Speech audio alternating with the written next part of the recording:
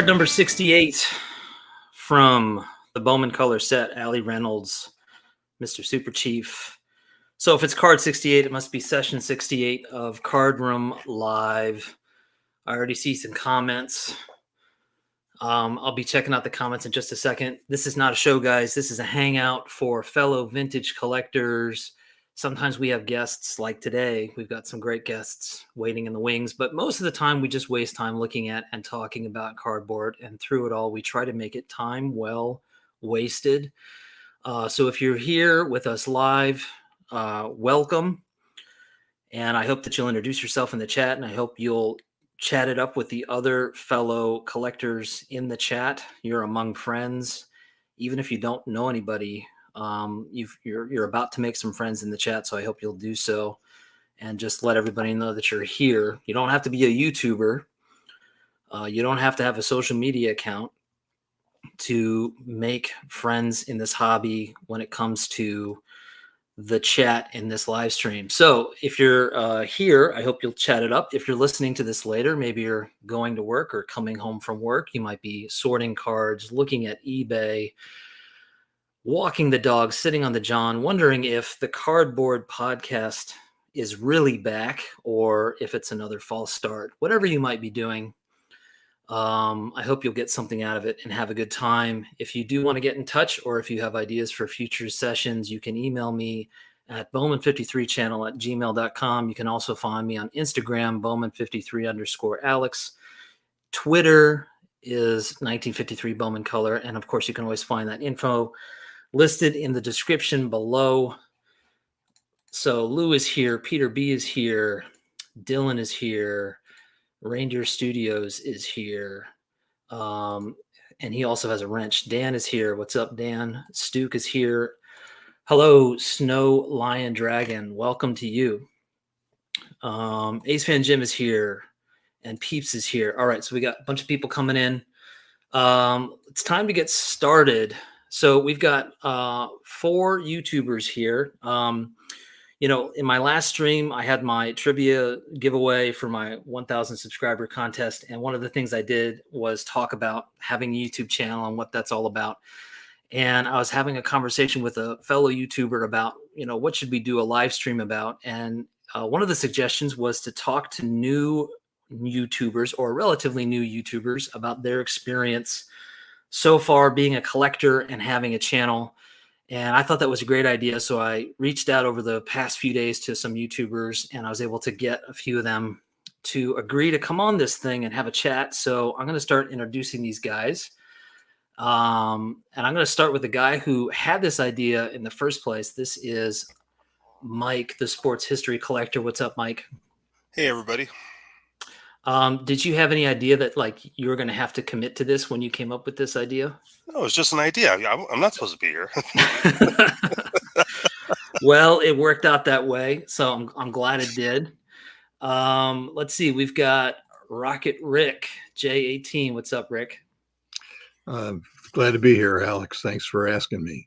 Yeah, absolutely. And I'm loving the Brooklyn Dodgers versus Yankees hats so far. Yeah. We got Hugo, Signs of the Pastime. Hey, Alex. Hugo? Thanks for having me on, man. It's good to be on with you, gentlemen. I should have worn my Red Sox hat. I didn't think that? Man, that was easy to switch. But your rivalry, I don't know if I believe it now. And last but not least, we've got Hammer 44. What's going on? Hey, Alex. How you doing? It's good to see everybody, and I'm very thankful that you thought enough of me and my collection and some of the things I have to share to include me in this great community. Absolutely. As it turns out, we talked a lot about your channel last time and a particular video that you had recently released, and that was kind of sticking in my head, and so I'm glad that I was able to track you down with the help of a couple other tubers and get you on here. So we got a stellar group of folks here. All these guys have had channels now for, I want to say on average, at least 8 months. Is that right? More or less for each of you guys. And so I've got some questions here, and I'm going to kind of go through each of these channels and each of these gentlemen and their experience. More or less a year into this. And I'll be sure to share their channels on the screen. I would really appreciate it if some of you guys in the chat could find the links to their channels and share the links. That would be really great, so that anybody that doesn't know these channels can look them up. So to start with, before we look at their channels, I asked each of these guys if they could show us 3 cards that they feel embody the spirit of their channel. It's always hard to pick just a couple of cards because obviously we all collect a lot of stuff, but I asked them to pick 3 cards that they feel embody the spirit of their channel. And obviously you guys can kind of explain the choices that you made. Mike, we're going to start with you. Do you want me to go through all 3 or just one at a time? Or? Oh, all 3. Go for it. Okay. See if this is not too shiny here. No, that's this perfect. Is, my 1915 Cracker Jack Eddie Seacott. What it represents for my channel is one of the things I collect is famous teams. And of course, he was on the 1919 Black Sox. So let's. Beautiful card. This one is a 1950. Whoop, that's backwards. Rough, yeah. 1951 Ina Slaughter, and that for my channel represents famous plays. I'm very big on the history of baseball, which encompasses a lot of stuff, and sometimes I can find some minor things that I think are is important or was important, and I like to try to convey that to everybody else so that they might think it's important or maybe not. So that was that. And then third, 51 signed Warren Spahn, which I did a video on, and that really represent a series that I started fairly early on, kind of by accident, but I really enjoy it, and I enjoy collecting, and that is Athletes at War. And of course, Warren Spahn was a great, spent a lot of time in the World War II, and was injured, but then went on to have obviously a great career. And can I just show one more thing too? Because it's not a card, but it Mike's is represented. Already violating the. Go ahead, Mike. Go ahead. One of the, I'm very heavy into autographs. So one thing I autographed Hall of Famers, autographed magazines, especially, but I also have a kind of a side PC of Catfish Hunter, which I have signed cards and magazines, and also win tickets, which is very hard. If you know anything about the Oakland A's, they never drew attendance very well. So anyway, I wanted to show that too. So that kind of encompasses my channel. Fantastic. Rick, we're going to go to you next. Okay, well, I got my 3 cards here, and just a brief introduction on that. I chose these cards because they represent times in my life when baseball was really important to me. And so the first card I have is a 1959 Curt Flood. And this was really my introduction to baseball. I found a bunch of cards on a ball field near my house. Somebody had, opened a pack up and, left them by the backstop. And since I was the only one around there, I thought, well, what are these, Yeah. And Curt Flood is the one that I really remember from that experience. And that really introduced me to baseball and got me started down this lifelong quest for connecting with all things related to baseball. And the next card I have to show you is one that I think was one of the very special cards for me when I really was going. This comes from when I was 9 years old, and I thought, what a wonderful thing it would be, to have in my mind as a 9-year-old, the two best players in baseball on the same team, and what would that be like? Right. So I also made my first secondary market trade or purchase of baseball cards during this year. I bought a Roger Maris, 62 tops Roger Maris, and a 62 tops Rocky Colavito. And so that got me involved in getting cards, not just by buying them and opening packs, but I paid 30 cents, in case you're interested Wow. in what he charged. It was all of my lunch money. So no And, lunch, but a great card. Yeah, I got two great cards. And the third one card is a card that I got at the National a couple of months ago. Oh, wow. And I thought it was well, I went to school up near Wheeling, West Virginia, and a college, and I got really interested in the Pirates because they were on the radio every night. And so now, KDKA is the channel that they were broadcasting on, and so I got to know Bob Prince and Nellie King pretty well, along with all of the,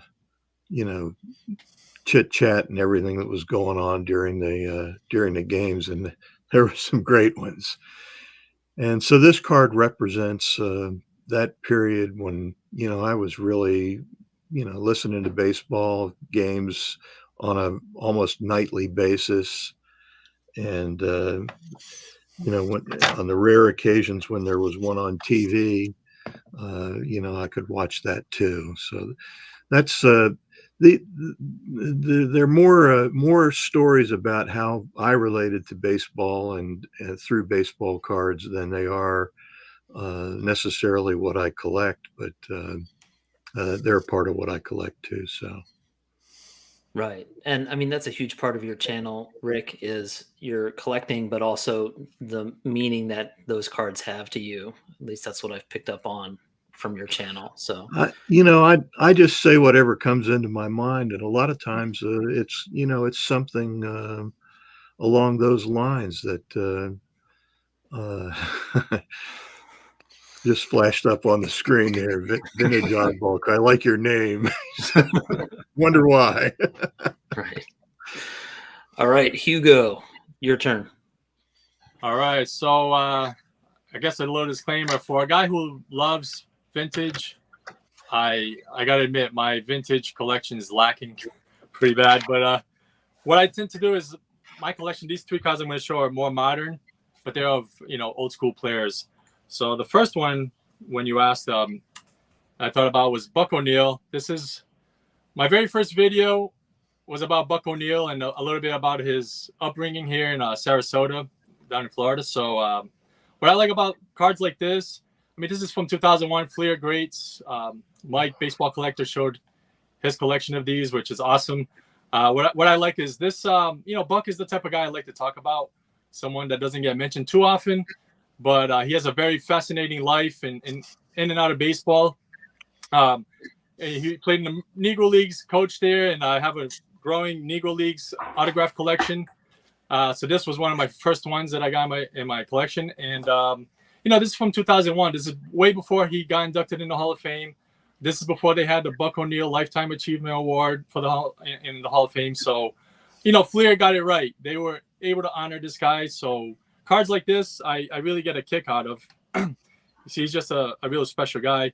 The second one, again, a modern, this is out of 2002, Topps Teams Legends. And this is the Luis Aparicio rookie reprint with the autograph. It's got the certified autograph on there. Now, 56 Tops is my favorite set of all time. And, you know, I would love to have a Louis Aparicio rookie one day, but this is a good alternative for now. It's got the certified autograph on there and just the coolest looking cards, you know. So this I got for like $15, which is incredible for a Hall of Fame autograph on such an awesome looking card. That's great. Yeah, that really checks all the boxes for me.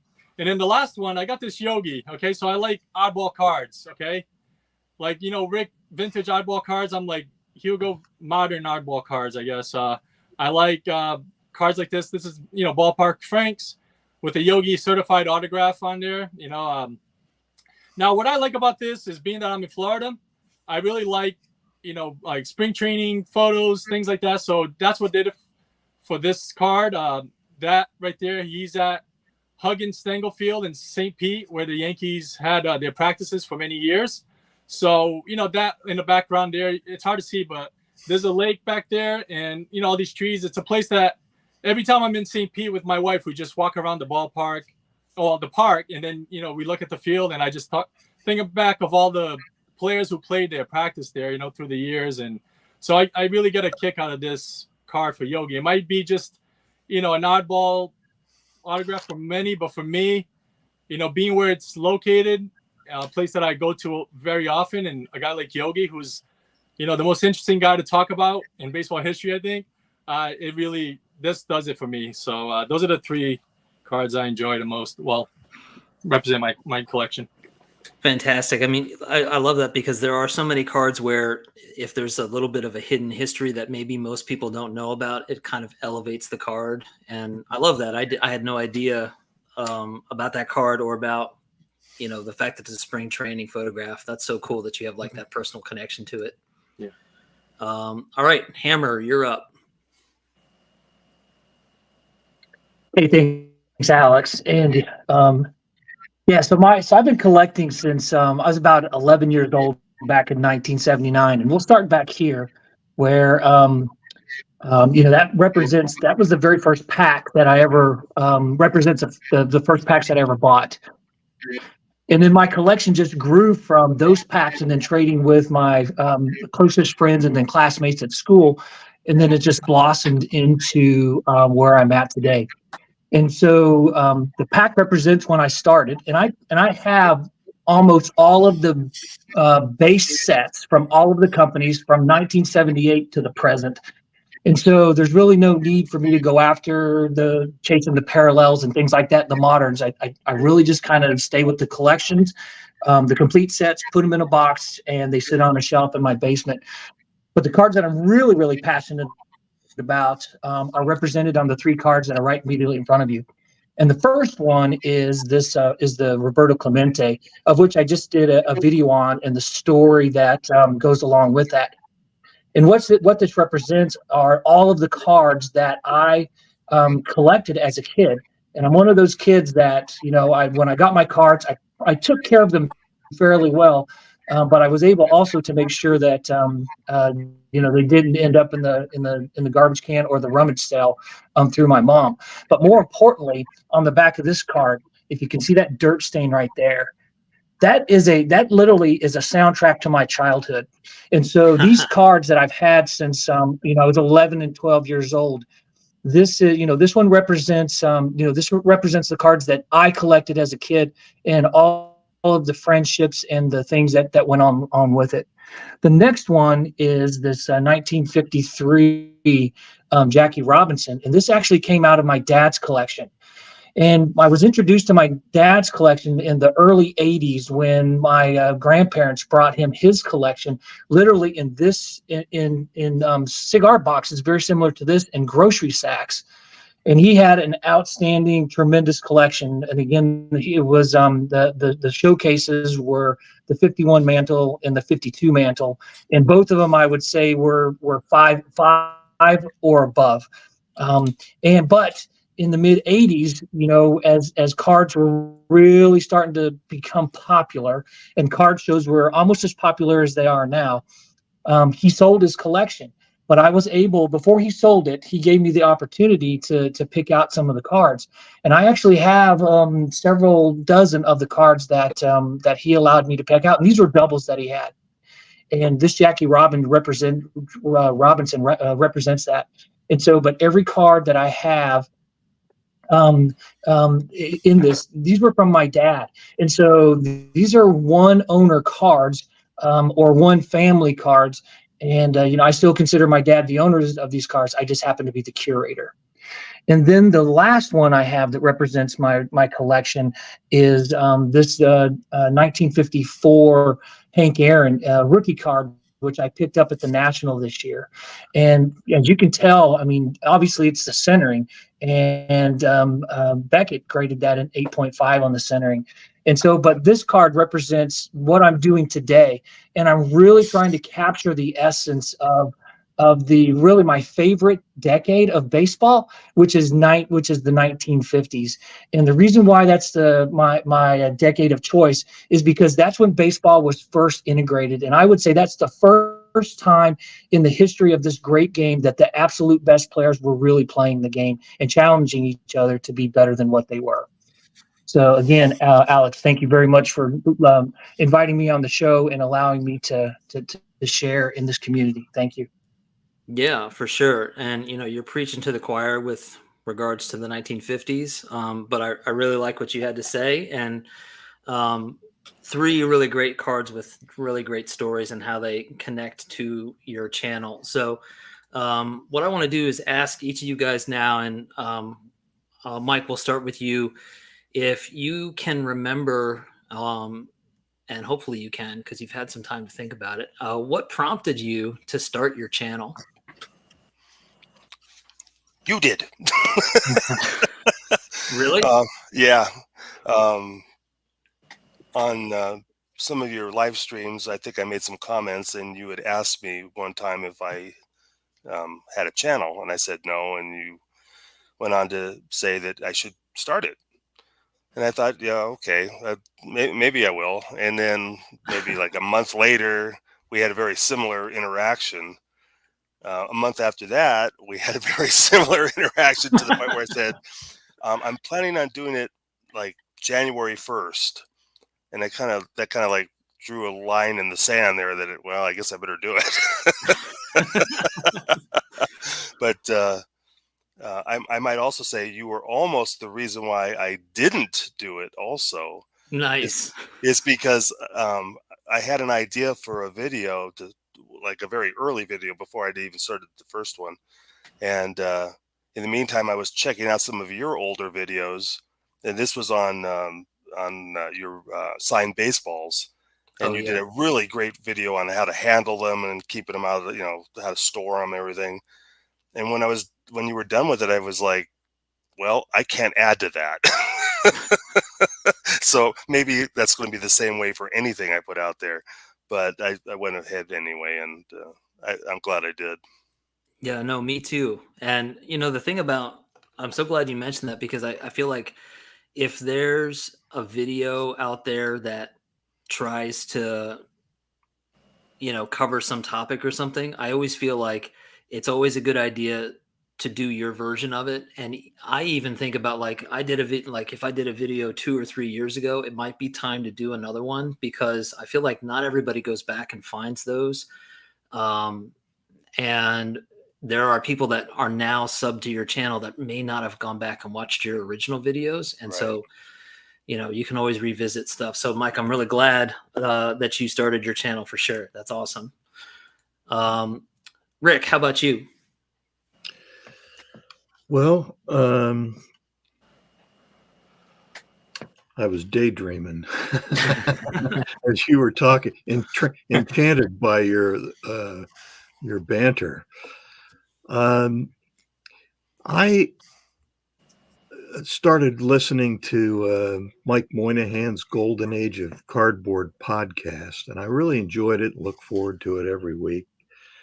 And one day we were listening, my wife and I were listening. She's the one that found it, by the way, and said, you ought to listen to this.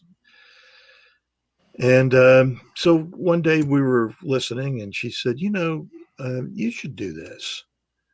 And she was, of course, then talking about a podcast. Well, I knew I would never have the stamina to try to do a scheduled regular podcast. So I started watching other YouTube videos in addition to feeding my habit of the weekly podcast. And she said, "Well, why don't you do this? You don't have to do anything special. You don't have to do it on a schedule. You don't have to think too much about it." And so I resisted for a little while, but I went to the National Atlantic City, and that was a great experience. And as I got through the rest of that year, I started thinking more and more about doing it. And of course, she kind of egged me on, and that's how I got started. Really, if you've seen my first video, like I said, it's just a real train wreck. And so I decided after watching it that I was going to have to up my game a little bit at least. And I think,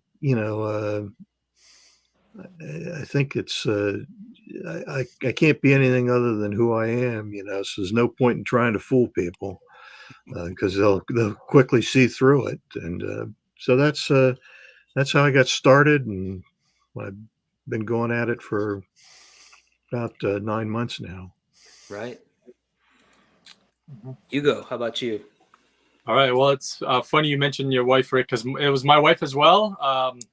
Now, it was different circumstances. A couple of years ago, my wife actually, she got sick really bad, and like doctors couldn't even figure out what was wrong with her. So she was kind of bedridden for a while, like a few months. So she kind of sat on the couch and watched a lot of YouTube, try to, be positive and everything. And so she watched things that she was into, and what she liked is things that were very calming but like, things with landscapes, architecture. She enjoyed that. She liked to see where things were made, like movies, filming locations. So being that that's what she loved, I started loving that stuff too. And then, one day she was just like, "Man, I would love if you made videos and just put that stuff out there. You can do it." And I was like, "Yeah, well, what am I going to do it on?" And she's like, "Do it on baseball. That's all you talk about." You always, so much about baseball and baseball history. But the thing is, back then, I didn't really have a collection. I had sold my collection years ago. So I thought, well, maybe this is like my chance to get back in it. I always loved it. It's just, years ago, I got rid of it for just a stupid reason, really, just for money.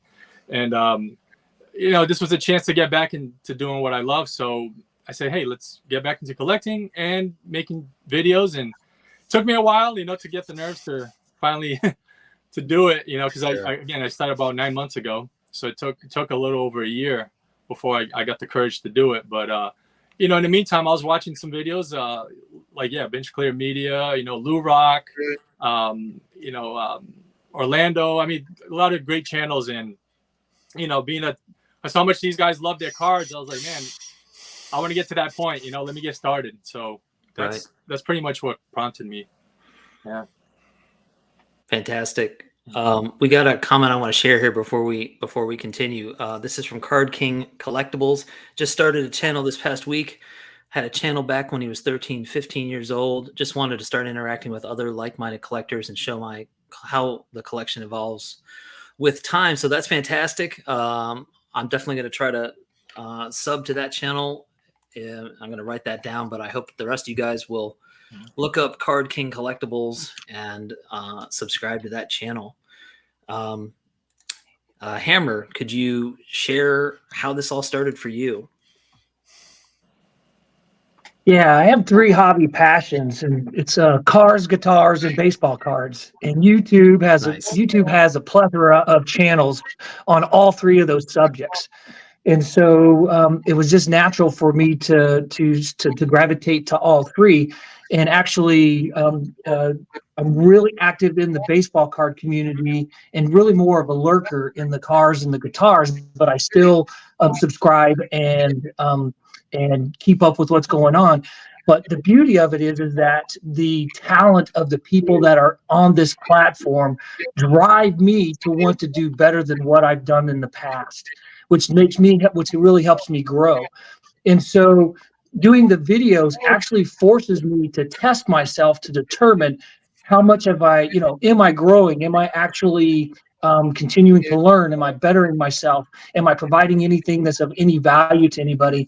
And then ultimately, at the end of the day, when I lay my head on the pillow at night, it's just a matter of, what will this mean to my kids or to my grandkids or to anybody um, who knows of who I am or who I was, and will these cards be one of those things that just connects with them? And you don't know who that's going to be down the road. And so, but if you don't capture it now, it's gone forever. And so when I go visit my dad, he's getting ready to turn 81 years old.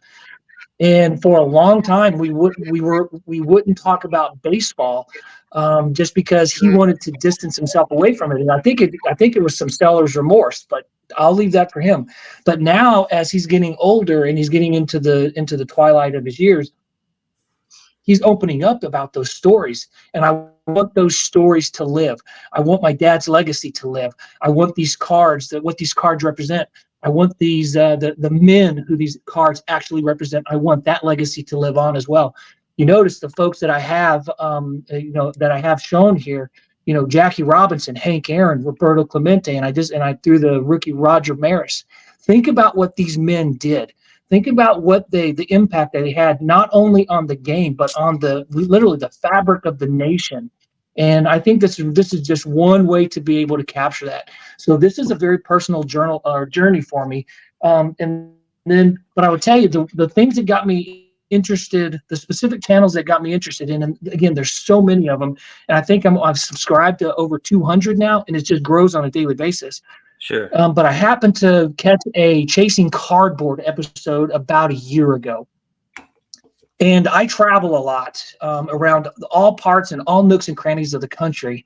And I'm like, you know what? While I'm out here on the road traveling, why don't I take advantage of doing exactly what Chasing Cardboard was, but not at the individual collector level, but all of these local baseball card shops. And then that just got me head under, back neck deep into collecting cards and talking to these store owners and listening to their story and all those other types of things. And then that led me to the National. And then prior to the National, I had made a connection with Orlando on a collector's dream.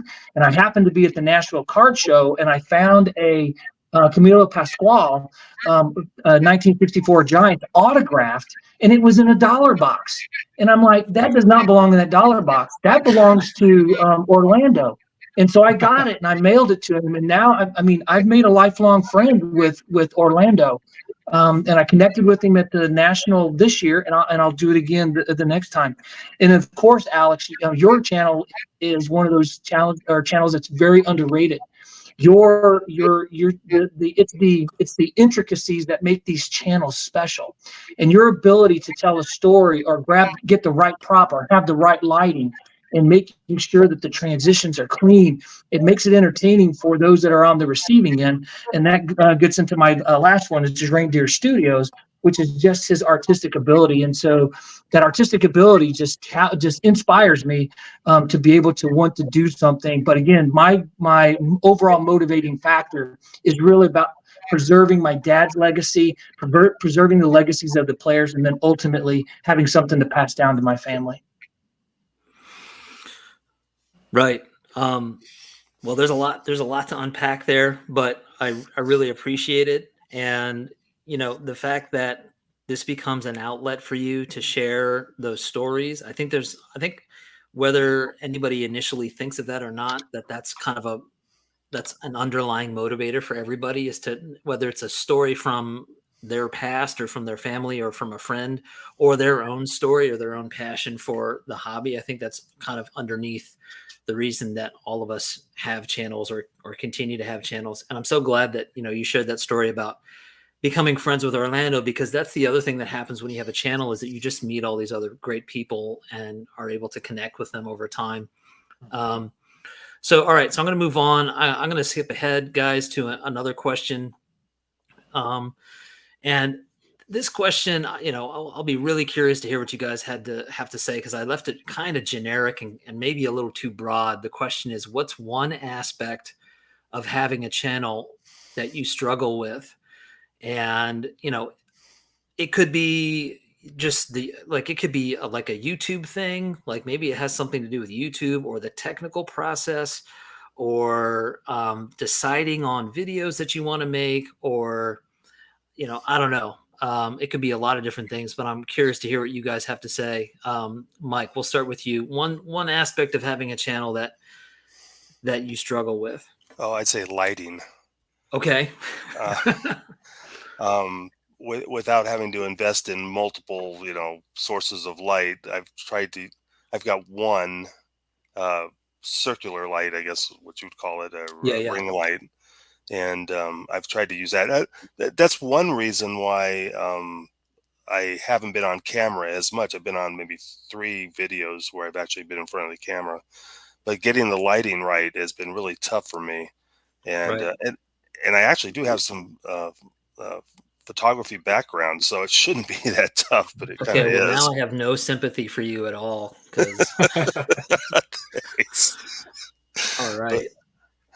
Yeah, I mean, no, I hear you. It's tricky, especially when you're dealing with all this stuff that's super reflective and picking up on any source of light and flashing it in your face. Yeah, definitely tough.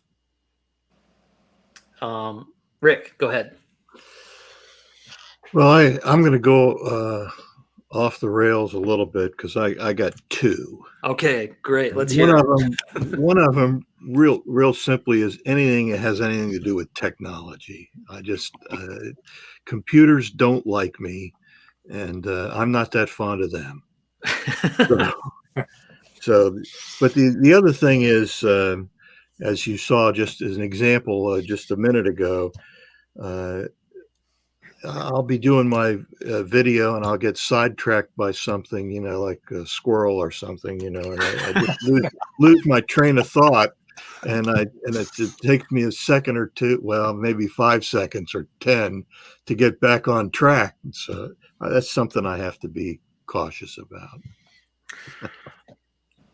Kind of unrelated, but Rick, I want to say that one of the things I really like about your videos is that I feel like I'm hanging out with you, like in your room, looking at your cards with you, which I really like, because it makes me feel like I'm not just watching a video, which, the video is great, but just that personal connection that I feel when I'm looking at your cards. I just feel like I'm sitting with you looking at your binder, which is a great quality. Not everybody can do that. So if you're distracted by squirrels, it might be a good thing. Hugo, how about you?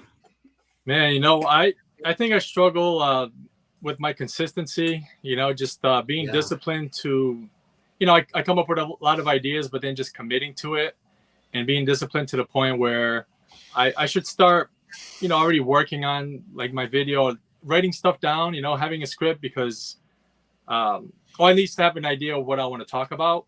Yeah. And I don't know, I depend too much on I know what to say and stuff. And then it comes time to do it.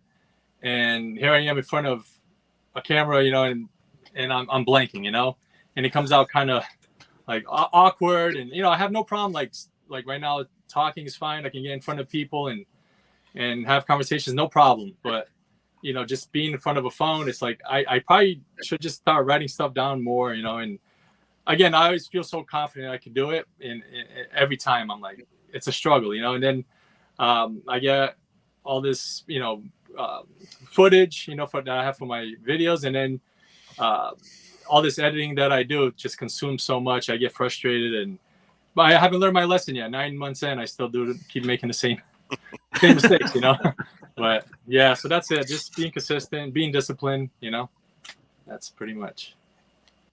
Gotcha. Hammer, how about you?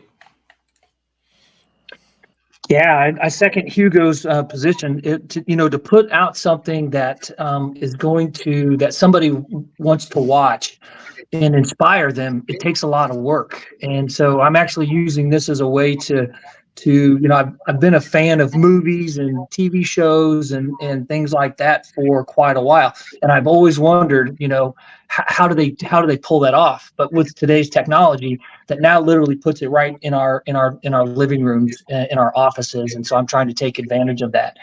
And it's a great way for me to be able to, again, continue to allow my mind to learn and to grow, and those types of things. And so, my latest video, that was a 4-month project. And it only took, 4 months, and it's an 11-minute video. But if you watch it and you listen to it, there's a story weaving throughout that entire video. And it's not just about the video and showing baseball cards, but it's really kind of telling a story that I hope is engaging. And so the challenge of being able to do that and put that type of thing together is what kind of drives me. Right. No, I love that, because I mean, I feel the same way. Like, I enjoy making the videos in and of themselves. Like, I want to show the cards and I want to tell the story, but it's also the challenge of trying to make a video that for me feels satisfying. And I hope other people enjoy it too, but it's also just the challenge of trying to put it together in a way that you're having fun making it as well. How about next question, Mike? Let's see. Which video of yours, and I'm going to go ahead and pull up your guys' channels here because I promised I would. Which video of yours, Mike, are you particularly happy with, proud of, like you have a strong connection to, or you really enjoyed making it, that maybe didn't take off initially and that you would like more people to check out? Oh, there was probably a couple of them. One was the John Frito catch in the '47 World Series. I kind of played around after you had a live stream and you were talking about the Da Vinci software. Oh, yeah. Yep. I got to kind of playing with it and kind of really enjoyed the doing the intro to that and telling the story. What was the name of the video? It's John Frito's catch in the 1947 World Series. Okay. Let's see if I can find it. The other one was a recent one, was the 1980 Phillies World Series where Oh, yeah. Bob Boone bobbled the ball and Pete Rose caught it. Yeah. I really like that. And that started out real slow, and it might have been because it was during the World Series and people were doing other things. Sorry But about that. it actually kind of took off a little bit. Yeah. But I enjoyed making that one. Yeah, I mean, that one hit home well for me. It was good timing. I think the Phillies were still in contention at the time. Yeah, I even said in there that I had it on good authority that they were going to win the World Series. And then, Oh, of course, man. Oh, why did you have to say that? Cool. Rocket Rick, how about you? I guess I almost want to say, well, all of them. I wish that I was getting out to maybe a broader audience, but maybe I'm going for quality instead of quantity. There you go. But I think the one that I grew up and have remained a huge Mickey Mantle fan, and so the one that I enjoyed the most and was the my Mickey Mantle tabletop display. Sure. And I've added a few cards to that, so sometime I might have to do an update of that one. I really enjoyed it, and I hope people that watched it enjoyed it too. Right. Hugo, how about you?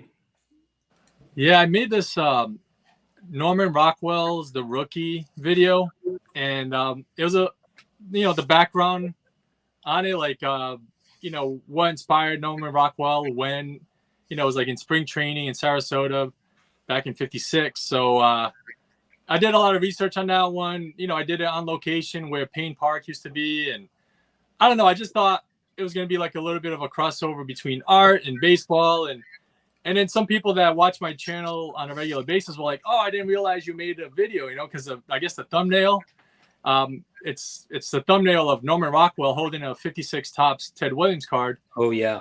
And people didn't realize that was like a baseball video, so my family's like, oh yeah, I scrolled right past that. I didn't realize it was a video of yours, because normally you're on the thumbnail, so who's that guy, and so a lot of people missed that one, but I was excited about it, being this thing of Red Sox history and such a famous painting, and I was able to be in some places where like the clubhouse where he took photos. Well, he didn't take the actual photos at the clubhouse. You'll see it on the video if you watch that one. But in the way I ended it, I went to a place where Ted Williams used to fish and matched up some photos with the location. And I don't know. I just got a kick out of that. The thing is, I think it is slow moving, so it's one that it's out of the norm for me. I tend to be a little bit more upbeat, I guess you could say, and this one is a little change of pace, but. I don't know. I loved making that one. I thought it was going to do a little bit better, but it's all good. It's there, and I don't know. The experience of it is something that I'll always love, and I got for the people that did watch it, and I did get some love out of it, which is cool. Like Adam from Splendid Sports, he shared it and said some really nice things about it, and a couple other guys mentioned it as well. So I'm happy overall. It just it didn't do what I was hoping it would, I guess. Sure. Yeah. And there's a couple comments in the chat here. Mitchell and Don are talking about how a lot of times it's weird how the videos that you might spend more time on don't always get the amount of views that videos that perhaps you just kind of pull out of nowhere will get more views. And it's weird how that can sometimes happen. For me, there are some videos that take a little bit longer than others, but I always hope they're enjoyed. But some of them take off and some of them don't. And I've given up trying to figure out why or how or getting upset about it. It is what it is. And I think as long as you're having fun doing it and you get some good interactions from people, maybe that's the most you can get sometimes, but that's not such a bad thing. And if it does go viral or get a few hundred views or whatever, or a few thousand, that's awesome. But you just can't predict that. So Hammer, how about you? Yeah, I'm really having a blast with this preserving this kid's collection series that I've got going on. So I published 2 videos already, and I'm already working on the parts of the script for probably the next 3 or 4. But again, they take a little bit of time to develop, and then but also what I really enjoy about those is that the music in those videos, that's mine. I wrote, produced, and performed and recorded a lot of it. There's one song in a video that my son has done for me as well. But all the music that you hear in any of my videos, it's original. And so being able to take my passion, again, cards, guitars, and baseball cards, and then for this particular case, I'm able to combine baseball cards and guitars, and in a medium that some folks might have an interest in seeing, but ultimately I'm just trying to really capture, the kind of this period in my life or what's got me to this point in time. And the views have never been anything that's important to me, because the ones that drive the videos that drive me the craziest on YouTube is that every other sentence is like and subscribe and ring the bell and all that other type of stuff. There's so many things competing for our time, and we all have our habits, and whatever habits that we settle into, we're going to watch what we're going to watch. And liking and subscribing, I get it, that's a way to trigger the algorithm. But ultimately, even if one person watched the video and it did something for that individual, it is well worth it in my mind. No, I totally 100% agree. It's all about the connections ultimately. And if anything else happens, that's gravy, but it's really about the connections that you make. All right, guys, we got a little bit of time left, so I'm going to skip ahead to the big question, which is, do you have any advice for anybody in this channel, whether they're chatting, most of the people that are chatting it up in here already have channels, but there might be some people that are not, that don't yet have a YouTube channel. And there might be even some people that are not chatting at all. Maybe they're listening, or maybe they're watching this later, listening to it later. Any advice that you might have for somebody who's thinking about starting a channel? And Mike, we'll start with you. Oh, I'd say just go for it, for one, and even just do a couple practice rounds of filming yourself in front of the camera. Then you could check out the lighting and how things look, and also my biggest advice is, once you get started, don't worry about the likes and the comments. It's nice to have comments, it really is, and I really enjoy reading them and stuff. But if it'll drive you crazy if you look at how many you have subbed, how many views you have, how many likes and comment. They don't match up.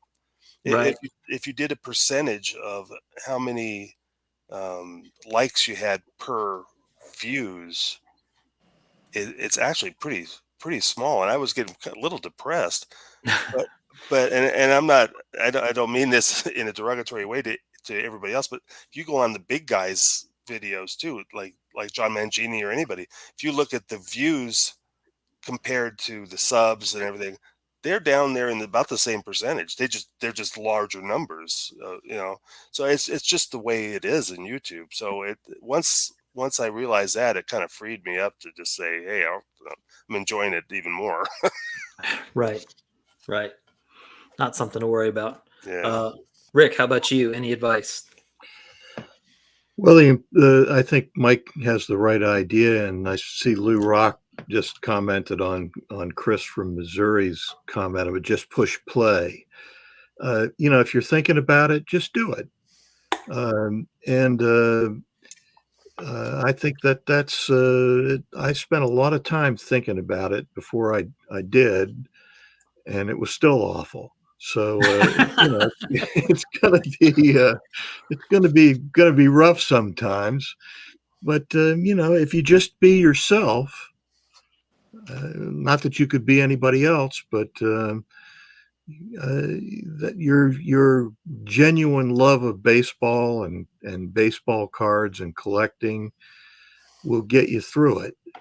And then I think you're going to be able to relate to other people who are doing the same kinds of things. That's the reward. Really is just those relationships that you develop and friendships that you have, and that's what I enjoy the most. Well said. Hugo. Yeah, with me, I'll tell someone, a couple of mistakes I made, which was I hesitated too long, to think that I was going to get it just right, to get started. And then I look at my first few videos and they're not going to be great. You're going to, I cringe a little still at the first ones, but the key thing is I got it started, and then I have regrets of just hesitating that long. And the other thing is just, I was too critical of my collection. It's stuff that I love, but I thought, well, what, these guys don't care about this stuff. Again, like for a guy that loves vintage, I'm like, the vintage guys are not going to care for my modern stuff. And I was overthinking it, So I say, just, you got your collection, you love it, just share it. People are going to see your passion for it. They're going to connect with you.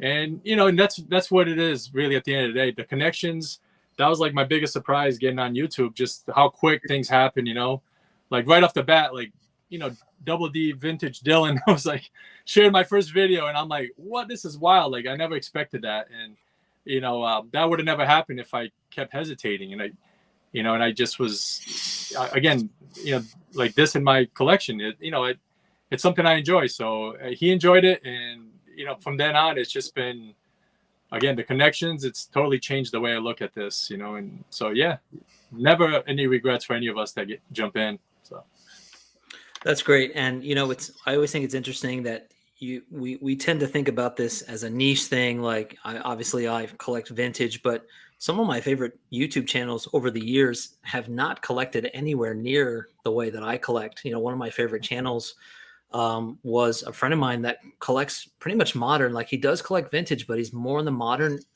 arena. And I loved the way that he made his videos, and we always say it, the passion that he would show for his collecting. And I responded more to that than I did it wasn't really about the cards ultimately. So you never know who might be drawn to your channel, and it's not necessarily because of what you're collecting. It might just be because of how you do what you do. Yeah. Hammer, how about you? Any advice?